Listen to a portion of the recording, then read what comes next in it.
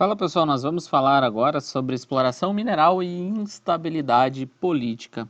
Como vocês devem ter visto no vídeo anterior, os recursos minerais eles são importantes para o desenvolvimento de qualquer país, ou seja, muitas vezes a exploração econômica dos minérios ela leva a embates entre os países ou até mesmo entre grupos sociais dentro de um mesmo país que pretendem explorar aí determinados recursos.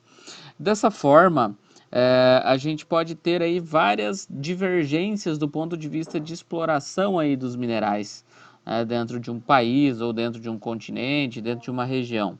Ao longo da história humana é muito comum ocorrerem aí guerras por disputas de áreas que apresentem recursos minerais. Atualmente, a região conhecida aí como Oriente Médio é uma das maiores produtoras de petróleo do mundo.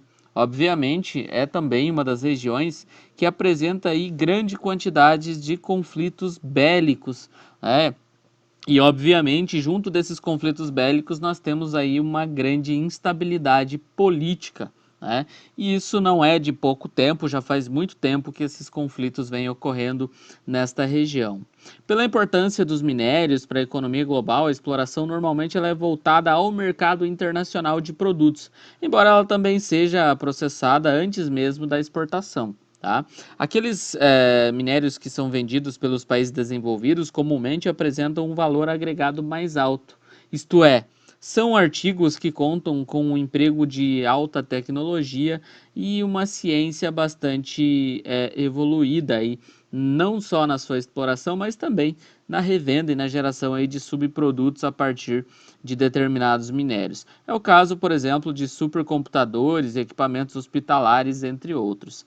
Para a arrecadação aí de valores suficientes, os países mais pobres eles precisam vender aí grandes quantidades de seus recursos minerais. Isso porque o recurso em si ele apresenta pouco valor agregado, já que ele costuma ser explorado com um pequeno ou nenhum beneficiamento mineral.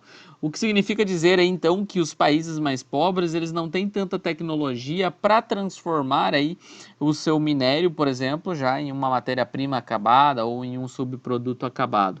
Dessa forma, muitas vezes a dinâmica do comércio internacional vai atuar aí no sentido de aumentar a relação de dependência entre os países. O que acontece, por exemplo, o país vende a matéria-prima, compra o produto acabado. A matéria-prima é barata, o produto finalizado, obviamente, ele é mais caro, o não sendo uma vantagem muitas vezes para um país menos desenvolvido.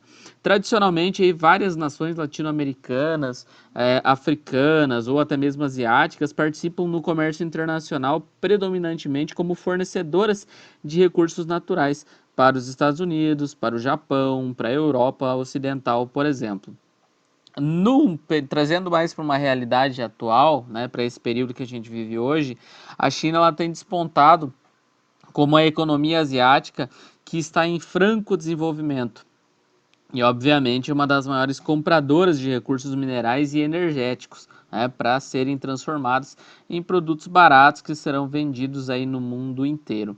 Então, a China hoje, por exemplo, no caso do Brasil, é uma das maiores parceiras comerciais, se não a maior parceira comercial do ponto de vista de compra de minérios aí do nosso país. O mesmo acontece, como eu mencionei antes, no caso do Brasil, de nós vendermos a matéria-prima e comprarmos um produto acabado, o que muitas vezes não é uma vantagem. Falta-nos, enquanto país, enquanto nação Brasil, investimentos maiores em tecnologias, em formas aí de transformação dos nossos recursos minerais em subprodutos, em produtos de alta tecnologia, para daí sim obtermos aí uma alta rentabilidade, um alto lucro em cima dos minerais que são retirados em solo nacional. Espero que tenha ficado claro, galera. Valeu, um abraço.